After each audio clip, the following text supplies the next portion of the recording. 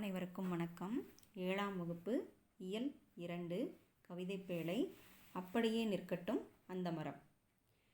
இந்த பாடலை எழுதியவர் ராஜ மார்த்தாண்டன். இவர் கவிஞர், இதழாளர், கவிதை திறனாய்வாளர் என பன்முக திறன்கள் பெற்றவர்.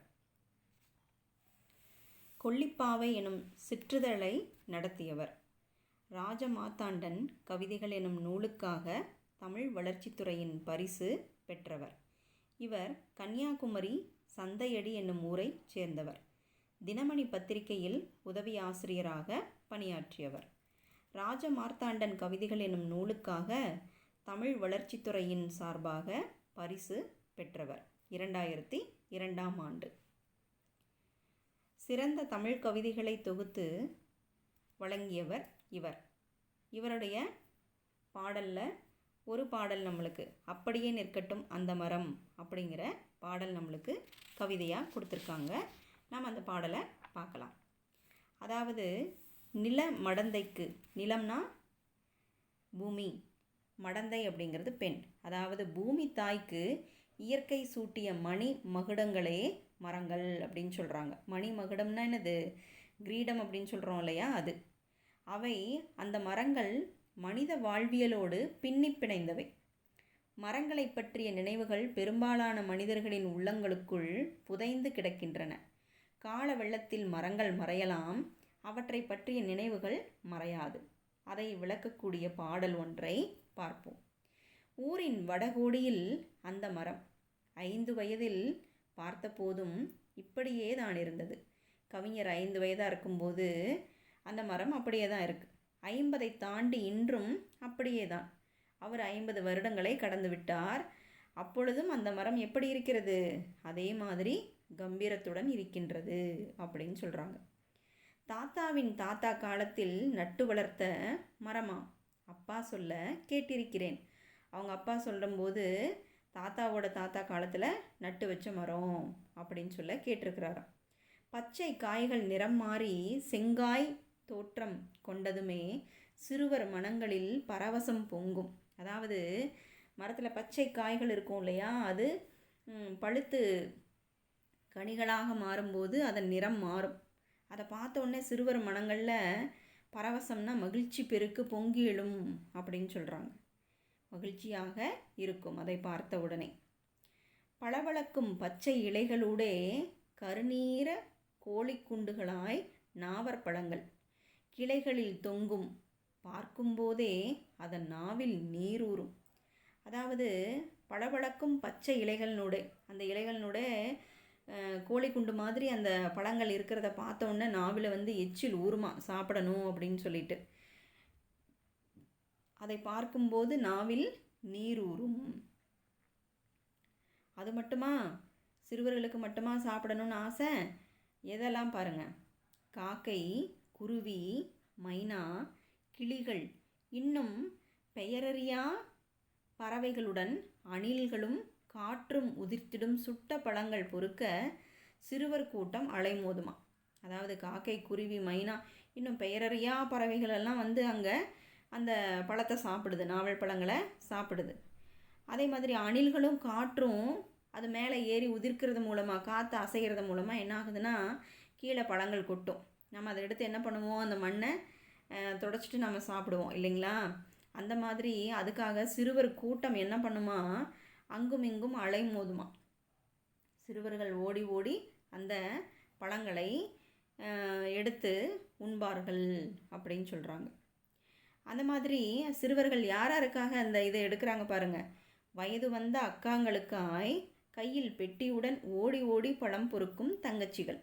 தன்னோட அக்காவுக்கு வேணும், அண்ணனுக்கு வேணும் அப்படின்னு சொல்லிட்டு கையில் பெட்டி ஒன்று எடுத்துக்குவாங்க, அதில் போட்டு வைக்கிறதுக்காக. அந்த பெட்டியை எடுத்துகிட்டு போய் என்ன பண்ணுறாங்க, பழங்களை பொறுக்கிறாங்க. இரவில் மெல்லிய நில ஒளியில் படையெடுத்து வரும் பழந்தின்னி வௌவால் கூட்டம். அதாவது இந்த பழங்களை உண்ணுவதற்காக இரவில் பார்த்திங்கன்னா நில ஒளியில் படையெடுத்து வருதான். எது? வௌவால் கூட்டம், பழந்தின்னி வௌவால் கூட்டம், பழங்களை திங்கக்கூடிய வௌவால் கூட்டம். தோப்பு முழுக்க பரவி கிடக்கும் மரத்தின் குளிர்ந்த நிழலிலே கிளியாந்தட்டின் சுவாரஸ்யம் புளிய மிளாருடன் அப்பா வரும் வரை. தோப்பு முழுக்க பரவி கிடக்குது மரத்தின் குளிர்ந்த நிழல்.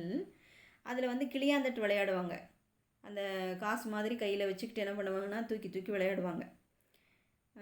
புளிய மிளாருடன், புளியம் பிஞ்சு இருக்கு இல்லைங்களா, அந்த அந்த பிஞ்சை வந்து எடுத்துகிட்டு என்ன பண்ணுவாங்கன்னா சாப்பிடுவாங்க இல்லையா. அப்பா வரும் வரைக்கும் அந்த தோப்பில் அந்த மரத்தோட நிழலில் விளையாடுறாங்களாம். நேற்று மதியம் நண்பர்களுடன் என் மகன் விளையாடியதும் அந்த மரத்தின் நிழலில்தான். நேற்று மத்தியானம் கூட நண்பகல் அந்த நேரத்தில் கூட என் பையன் விளையாடியதும் நண்பர்களோட விளையாடுறான், அந்த மரத்தோட நிழலில் தான் விளையாடுறான் அப்படின்னு சொல்லி சொல்கிறார். பெருவாழ்வு வாழ்ந்த மரம் நேற்றிரவு பேய்காற்றில் வேரோடு சாய்ந்து விட்டதாம். அந்த மாதிரி பெருவாழ்வு கம்பீரமாக வாழ்ந்த மரம், எவ்வளவு வயது வரைக்கும் 50 வயதுக்கு மேல் வாழ்ந்த மரம் நேற்று இரவு அடித்த பேய் காற்றில் வேரோடு சாய்ந்து விட்டதாம். விடிந்ததும் விடியாததுமாய் துஷ்டி கேட்கும் பதற்றத்தில் விரைந்து செல்கிறார் ஊர் மக்கள் குழுவான் குஞ்சுகளோடு, குஞ்சு குழுவான்களோடு. அதாவது பேய் காற்றுல அந்த மரம் வேரோடு சாஞ்சு போச்சு இல்லைங்களா. அதை பார்க்குறதுக்காக என்ன பண்ணுறாங்களாம் மக்கள் வந்து, துஷ்டினா துக்கம் கேட்குறது, இப்போ இறந்தவங்கள வந்து துக்கம் கேட்பாங்க இல்லையா, அந்த மாதிரி மரம் வேரோடு சாஞ்சு போச்சுன்னு அதை பார்க்குறதுக்காக அவங்க மட்டும் இல்லை, குஞ்சு குழுவான்கள் அப்படின்னா தன்னோட குட்டி பிள்ளைங்களோடையும் என்ன பண்ணுறாங்க அப்படின்னு சொன்னால் வேக வேகமாக ஓடுறாங்களாம். விடிஞ்சு விடியாததுமா செய்தி கேட்ட உடனே அந்த மரத்தை பார்க்குறதுக்கு ஓடுறாங்களாம். அந்த கவிஞருக்கு போகிறதுக்கு மனம் இல்லையாம். ஏன்? எனக்கு போக மனமில்லை என்றும் என் மனவெளியில் அப்படியே நிற்கட்டும் அந்த மரம், குன்றுகளின் நடுவே மலை போல. அந்த கவிஞருக்கு போக மனசு இல்லையாம். என்னோட மனசனுடைய உள்ளத்தில் பார்த்திங்கன்னா அந்த மரம் அப்படியே நிற்கட்டும். எப்படி குன்றுகளின் நடுவே மலை எப்படி இருக்கும் அந்த மாதிரி அந்த மரம் அப்படியே நிற்கட்டும், என்னுடைய நினைவில் நீங்காமல் இருக்கட்டும் அப்படின்னு சொல்கிறார். அந்த கவிஞருக்கு அந்த வேரோடு சாஞ்சு போன மரத்தை பார்க்குறதுக்கு விருப்பம் இல்லை. என்னோட மனசில் அந்த மரம் கம்பீரமாக அப்படியே இருக்குது, அந்த நினைவு அப்படியே இருக்கட்டும் அப்படின்னு சொல்லி சொல்கிறார். அதே மாதிரி தான் மரங்கள் வந்து நம்மளோட நெருங்கிய தொடர்பு உடையது. நம்ம மரத்தில் ஊஞ்சல் கட்டி ஆடுவோம், ஆலமர விழுதுகளில் வந்து என்ன பண்ணுவோம், ஊஞ்சல் ஆடுவோம் இல்லைங்களா. அந்த மாதிரி மரங்கள் நம்மளுடைய நண்பர்களாகவும் விளங்கக்கூடியது. மரங்களுடைய தேவையை உணர்ந்து நாம் மரங்களை வளர்க்க வேண்டும். மரம் வளர்த்தால்தான் என்ன கிடைக்கும், நம்மளுக்கு மழை கிடைக்கும். நாம் சுவாசிக்கக்கூடிய காற்றும் மரத்தின் மூலமாக தான் கிடைக்கின்றது. இதை உணர்ந்து நாம் என்ன செய்ய வேண்டும், மரங்களை வளர்க்க வேண்டும் அப்படிங்கிறத இந்த கவிதை மூலமாக நம்ம தெரிஞ்சுக்கிட்டோம். எவ்வளவு சுவாரஸ்யமாக கற்பனை நயத்தோடு எழுதியிருக்கிறார் இல்லைங்களா கவிஞர். அவருக்கு வந்து இந்த வினாக்கள்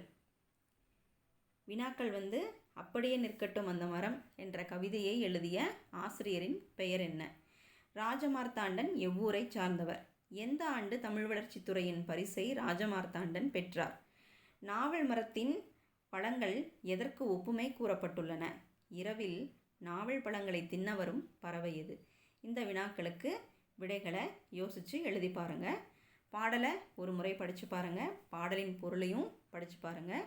பாடலுடைய பொருள் உங்களுக்கு புரிஞ்சிருக்கும் அப்படின்னு சொல்லி நினைக்கிறேன். நன்றி.